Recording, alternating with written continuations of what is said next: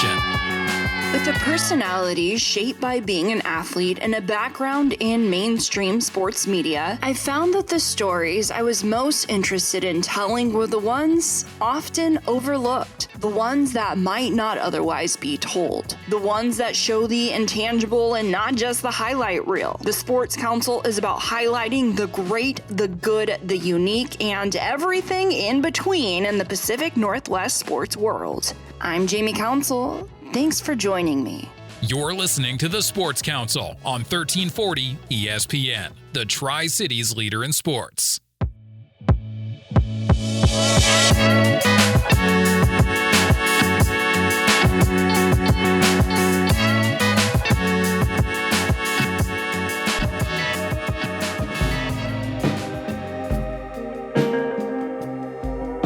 My name is Marco Azurdia, and I'm the Executive Director of the Northwest Athletic Conference.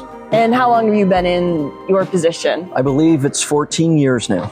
Wow, so quite a bit. And before this interview, we were kind of talking about your journey of getting to the NWAC, or Northwest Athletic Conference. How did you get to this point? I originally started coaching in the Bay Area in California, was at Napa Valley College, and then became friends with Jim Sollers, who was the women's basketball coach at University of Portland, who coached women's basketball at Wenatchee Valley College. And as he was recruiting one of my players, we became friends. Next thing you know, the job came open at Wenatchee Valley College. So I was at Wenatchee Valley College for 20 years, the first 10 years, the women's basketball coach. And then I was having some health issues, and it was time to get out from that. Had a great time, great run, but it was time to get out. And I wanted to coach, or not coach, but necessarily I wanted to see my kids play. And so the president at the time, Dr. Becker, said, I want you to be our vice president of student services. And so I did that for 10 years. And then all that time involved with the NWAC as a coach or as an administrator. And then I was told I would apply for this job when it got open. And so I did, and 14 years ago. Wow. So when you were coaching in the Bay Area, going from the Bay Area to Wenatchee is kind of a big culture shock, and just immersing yourself in the junior college level. Yeah, what's interesting is I left the wine country, right, Napa Valley, for the apple country. And Wenatchee really was an unbelievable place to raise a family and to live, and it was a great time of our lives. So, I left the wine country for the apple country. Now the apple country is kind of becoming the wine country. I prefer a lot of Washington Reds over California Reds. But don't tell my family that. I won't. That's great. And so what is it with junior college athletics that really draws you into that part of it? Because it's really an underserved part of college athletics, but so vital to a lot of parts of college athletics. Absolutely. I think, in all honesty, it's the real amateurism of athletics. And in community college or junior college athletics, our kids, many of them have to work. Some have families. They go to school, and then they play the sport they love. That's a lot to balance. And I think what we do is we provide an opportunity for those students. If they're not ready for the 4-year level, that's okay. Here's the opportunity to get ready so that doors may open for you down the road. And I really see community college athletics as really the carrot to keep kids engaged, help them develop as young people, and then use those skills to take outside to the world when they're done after 2 years or after 4 years. But at least they're ready to make an impact. And working in the Big Sky myself, I've seen names that I've seen at the junior college level, and I feel like it's a definite feeder system, especially to some of those local Division I conferences such as the Big Sky. Sure. I think whether it's the Big Sky or we've had people in the ACC, the old Pac-12, or NAIA or Division II, it doesn't matter. As long as they get the opportunity to continue their dream and to develop who they become, I think it's a win-win. And what do you feel like you provide at this level that maybe they don't get if they are choosing, Division I or bust? I guess that's something you work with to make sure that they're successful no matter what their path is. Absolutely. I think all athletes, right, they want to play Division I. The reality is not many will. And so here's an opportunity to develop those skills, because I really see it sometimes as either one, the student athlete isn't ready academically for maybe the 4-year level. 2, they may not be ready athletically for the 4-year level. Or 3, they may not be ready on a social level, right, to leave home and to be on your own and do all of that. That's a lot for a young person to handle. So I think what we provide is that opportunity to grow up as a person, an opportunity to grow up as a player, and then who knows what door could be open. Maybe the dream was Division I, but isn't the big time really where you make it? And so we have plenty of stories of kids who've gone D1 and plenty of kids who've gone other levels and been very successful in what they've done. You sound like you ripped a page out of the Sandy Cooprider book there. Sandy Cooprider, yeah, I worked for Coop for at least 10 years and maybe more. And so, yeah, Sandy was extremely passionate about student athletes and community college. And he was a community college byproduct. So it's amazing, Jamie, the people you talk to when they talk about their community college experience. And not everyone's great, right? Not everybody's Division I experience is great. But the reality is there's something more unique, I think, about what we do. Smaller class sizes, more personal contact with student athletes in terms of an instructor or a counselor or a coach. And you don't have all that other outside stuff that seems to be permeating Division I athletics right now. But you guys still have some good level of competition, including the NWAC basketball tournament happening at Columbia Basin College in Pasco. Absolutely.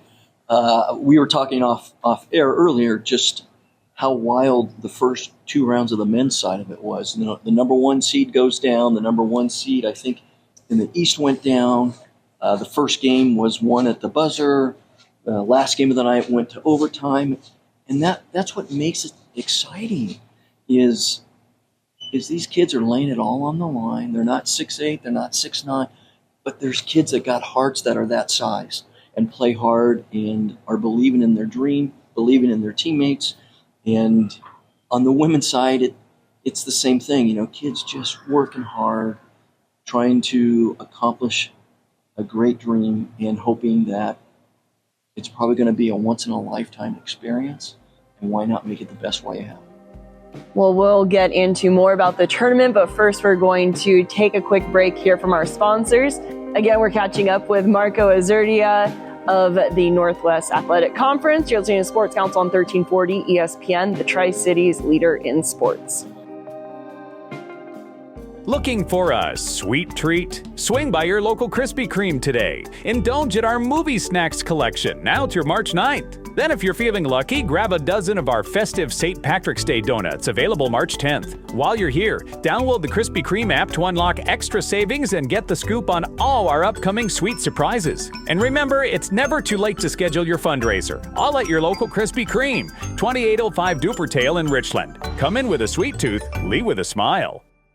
Inconveniences can happen at, well, inconvenient times. JRT Mechanical has plumbers and HVAC technicians available 24/7 if an emergency does arise. Or if you feel like your house isn't cooling like it used to, or if you're tired of a hose leaking from last winter's freeze, JRT is an honest, reliable company that's been in the Pacific Northwest for more than 3 decades. Give JRT Mechanical a call at 509-314-4314 or visit jrtmechanical.com. If you've got a winery, brewery, or dairy, why buy industrial parts and supplies from across the country? Central Industrial Sales is your local source for supplies and equipment for the dairy, food processing, winery, and brewing industries. We specialize in custom fabrication, industrial cleaning equipment, sanitary fittings, valves, pumps, chemicals, and many other supplies. Everything's available through our website, by phone, or by dropping by our office. Call 509-375-4032 or find us at centralindustrialsales.com. You're listening to Jamie Council on the Sports Council.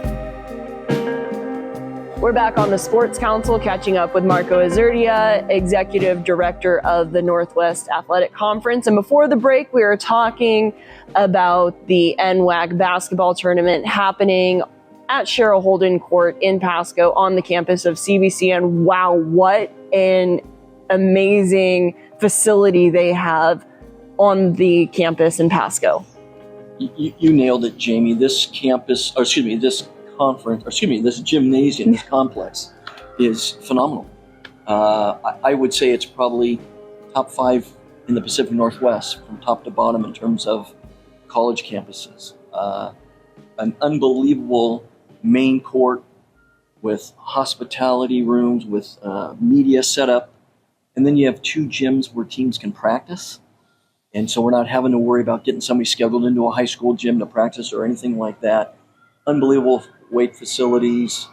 And I think what's even better is the hospitality that CBC provides. They get it. They understand the importance of student athletes to their overall student population, what it means to the community.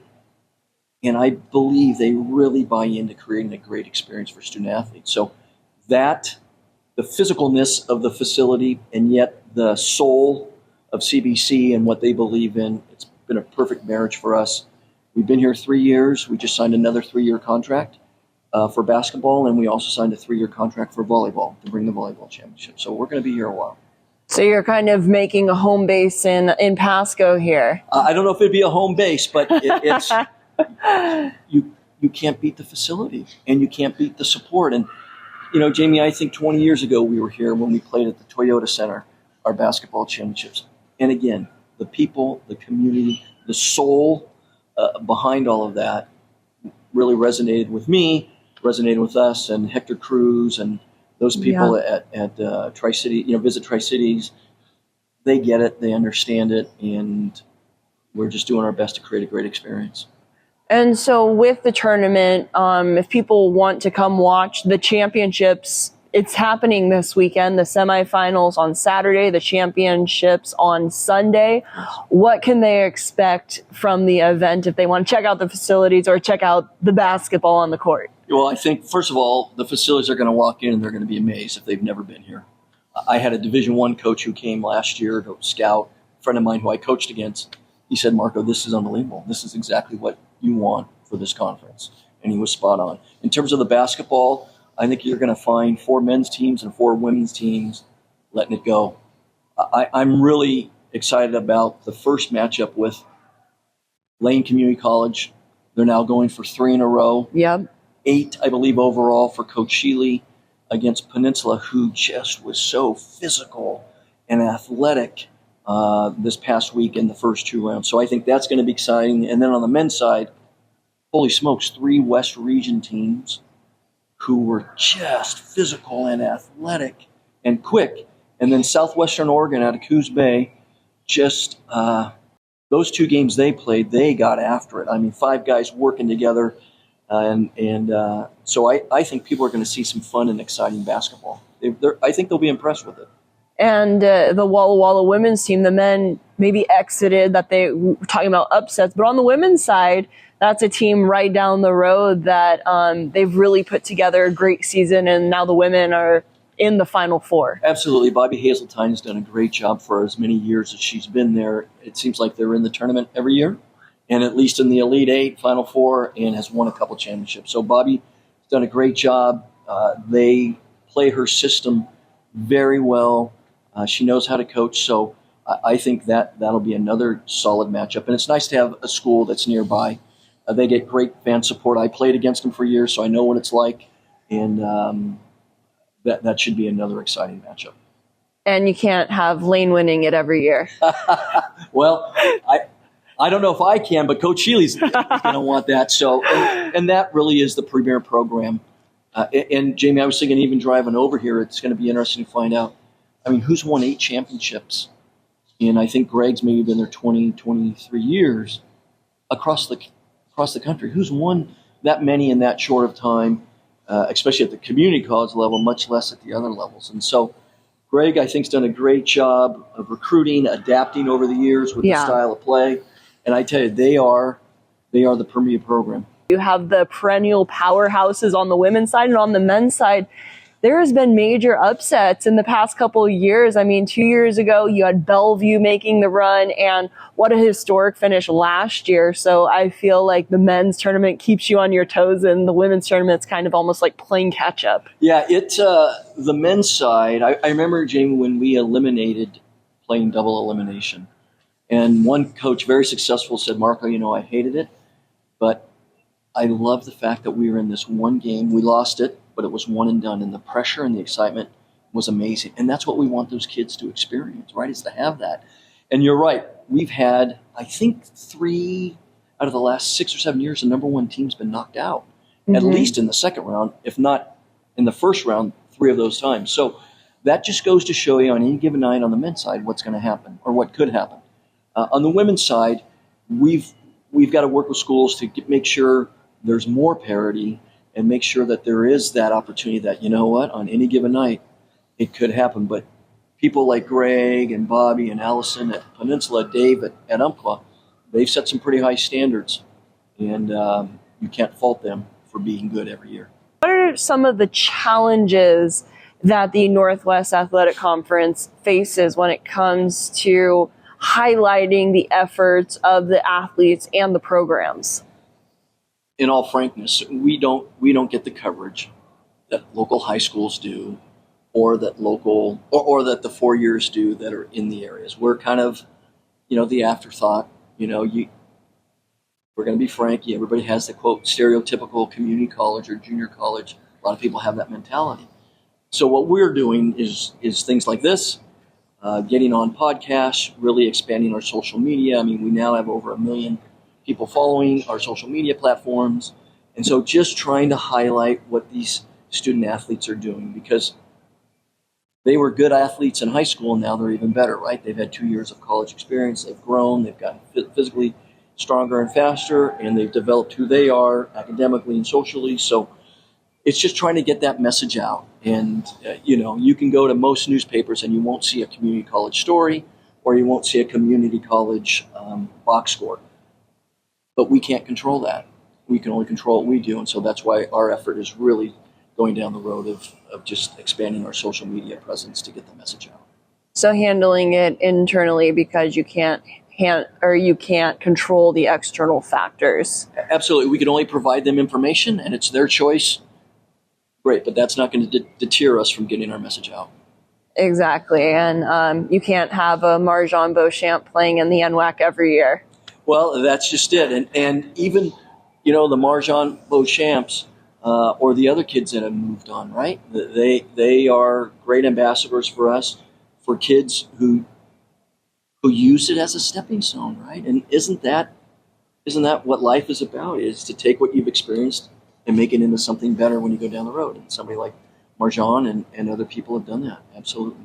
I was calling a Big Sky game, and I was like, TJ Doman, why does that sound so familiar? And I remembered that I had called his game at the NWAC tournament, and now coming up on my 3rd year covering it. So you do see those names move on. Absolutely. And then I can't remember his last name, but I remember Isaac from Wenatchee Valley College, who went to University of Idaho, who went to Washington State, and now is playing pro ball as well. So we have those kids, but those other stories are just as important. The kids that didn't go to the 4-year level, but maybe they went to a Whitworth, or maybe they went to a Seattle Pacific, or maybe they didn't, and now they're gainfully employed and having a quality life. So we feel pretty good about our stories. Inconveniences can happen at, inconvenient times. JRT Mechanical has plumbers and HVAC technicians available 24/7 if an emergency does arise. Or if you feel like your house isn't cooling like it used to, or if you're tired of a hose leaking from last winter's freeze, JRT is an honest, reliable company that's been in the Pacific Northwest for more than 3 decades. Give JRT Mechanical a call at 509-314-4314 or visit jrtmechanical.com. If you've got a winery, brewery, or dairy, why buy industrial parts and supplies from across the country? Central Industrial Sales is your local source for supplies and equipment for the dairy, food processing, wine, winery, and brewing industries. We specialize in custom fabrication, industrial cleaning equipment, sanitary fittings, valves, pumps, chemicals, and many other supplies. Everything's available through our website, by phone, or by dropping by our office. Call 509-375-4032 or find us at Central Industrial Sales. Looking for a sweet treat? Swing by your local Krispy Kreme today. Indulge in our movie snacks collection now through March 9th. Then if you're feeling lucky, grab a dozen of our festive St. Patrick's Day donuts available March 10th. While you're here, download the Krispy Kreme app to unlock extra savings and get the scoop on all our upcoming sweet surprises. And remember, it's never too late to schedule your fundraiser. All at your local Krispy Kreme, 2805 Dupertail in Richland. Come in with a sweet tooth, leave with a smile. You're listening to the Sports Council on 1340 ESPN, the Tri-Cities leader in sports. We're back on the Sports Council, catching up with Marco Azurdia, Executive Director of the Northwest Athletic Conference. What has been your favorite story this year from within the NWAC, basketball or other sports? Well, that's a loaded question because there are a lot of good stories. I don't know what would be a favorite, but I think one that stands out, at least the last 2 years for me, is in cross country. Of all things, our cross-country champions the last 2 years on the women's side have basically been recruited right there after the championship and signed at a 4-year level. Wow. I mean, how cool is that, right? I mean, they get done with their race, they're dying basically after running this, and here's 4-year coaches saying, we want you. And in fact, one of those kids left as soon as the quarter was over and enrolled immediately into the Pac. It was a Pac-12 school at the time, and so those are great stories. But I think about our soccer championships, and it wasn't this year, but it was year before. There was 12 penalty kicks aside to win the championship game. How crazy is that, right? And what better experience for those students to have? They might not have ever had that if they quit after high school, but they got an opportunity to play in a championship game. And who plays in a championship game with 12 kicks, penalty kicks? But what a great experience. I mean, it changes people's lives. We'll have bar stories forever. There you go. And they're like fishing stories, right? They get better and better the older you tell them and the older you get. It took us until 2 a.m. to finish that game. That's right. We had to pay to keep the lights on longer. Yeah. But yeah, it's amazing. So there are a lot of great stories, a lot of great kids, and a lot of great people. I think that's the other thing, Jamie, in the NWAC. These people love being here because it's a different gig. It really is. You get more engaged with kids. You see kids who come from underrepresented populations. You see a lot of kids who come from families who've never had somebody in their family gone to college. In fact, I remember working at Wenatchee Valley College, finding out that 70% of those students didn't have a family member who had a college education. So we're opening doors to people. Why? Because of a sport they love. And now we take care of them academically and socially so they become a better person and are more viable in the community.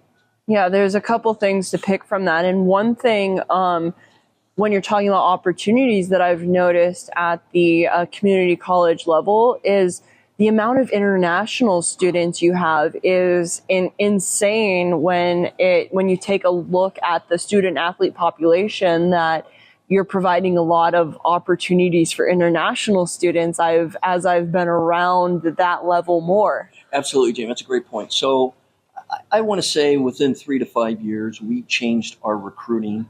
We specifically changed legislation so that we could recruit internationally. It's become a very global world, a very global society. And so what we can do for them on one hand is great, right? We bring them over, they get an education, they get to play. And then what they bring to us and to our kids, they bring different perspective. They bring different views, and they bring different culture. And what I always used to tell my classes when I was teaching is, that's the great thing about diversity, is that you bring people together who are diverse, and you discuss, and whether you and I agree is not the point, I get a better idea of who you are and what you believe, and you do the same thing. And we've come from these different cultures, and now I understand better. Oh, that's why Jamie believes this or does that. Or, well, that's why Mark. That's education. That's the great thing about bringing in these international students is they teach us, and we learn from them just as we do the same with them. So it's been a win-win, I think. Absolutely. Yeah. Just being able to bring that into the locker room, and that was something I didn't realize until I really started covering or being around more of the NWAC teams. And then the second part of that, I know that you preach a great experience, no matter if they're going to do their 2 years, say that was fun, and have a great education, move on. It's a great experience. But for those people that do move on, you take a look at, like you mentioned, the story about cross country of somebody signing them right there. You take a look in the overhead, not only is there great food up there for people, but there are a lot of college coaches scouting the players on the court that aren't there for just the food. No, absolutely. Well, I wonder about that sometimes. But no, so last week, the first 2 days of the men and the first 2 days of women, there were plenty of four-year coaches here from all different levels. In fact, it was funny. There was a whole contingent on the other side that were Canadian colleges coming in to watch our kids play. So, yeah, that's the exciting part. Is this gives people an opportunity to get to see our kids. They come in for 2 days. They get to watch a lot of basketball, and then the other thing about it that's different than years ago is, the computer and internet's changed recruiting. So sometimes they can see it on video, but they want to see it in person. And that's what this tournament provides those coaches an opportunity to come in and say, okay, that validates what I saw, or, I'm a little more concerned, or I have some more thoughts, questions about this person or that person. But it's nice when they come up, and we try to take care of them as well. How many teams are in the Northwest Athletic Conference? We have 36 community colleges. Washington, Oregon, and we have one school in British Columbia. And we go as far south as Ontario, southeast as Ontario, Oregon, Coos Bay, southwest, northeast, I believe or northwest is Peninsula and Port Angeles, and then British Columbia. So somebody told me, Marco, the demographic is as big as Rhode Island of the NWAC. So there's some interesting dynamics with that, right? Travel becomes very interesting and so forth. So, but we do cover a wide range, and I think we got a pretty cool niche right here with the NWAC. And really filled a niche in college athletics that people don't think about. No, absolutely. Or they're afraid to think about, right? Because their dream is to go here. And if we're going to be completely honest, your ability is here. That's not good, bad, or indifferent. It's just the reality. Now, if you want to get there, use this to help get you there. And there are plenty of stories. Jamie, I could tell you how many kids who they're never going to come to community college. D1 or bust. And you know what? Really, you're bust when you could have been playing and gotten better. And maybe you weren't going to go to D1, but you got to go to D. You could have gone to D2. Or you could have gone to D1, maybe not the school you wanted, and still have had a great experience. So, we're just chipping away at that kind of thought process to let kids know. Big time's where you make it. Frosty Wesleyan and PLU, the big time football coach. Big time's where you make it. And why can't the big time be here? And part of that is this weekend at Columbia Basin College for the NWAC basketball championships. Absolutely. It'll be a fun experience, a fun time, some heartbreak, but that's part of the joy of athletics, right, is the winning and the heartbreak. So we're excited. I think the kids will definitely be excited. They roll in Friday to practice, and they'll get after it first thing noon on Saturday. Well, I'll see you in a couple days there. That's all the time we have. And again, that's Marco Azurdia, Executive Director for the Northwest Athletic Conference.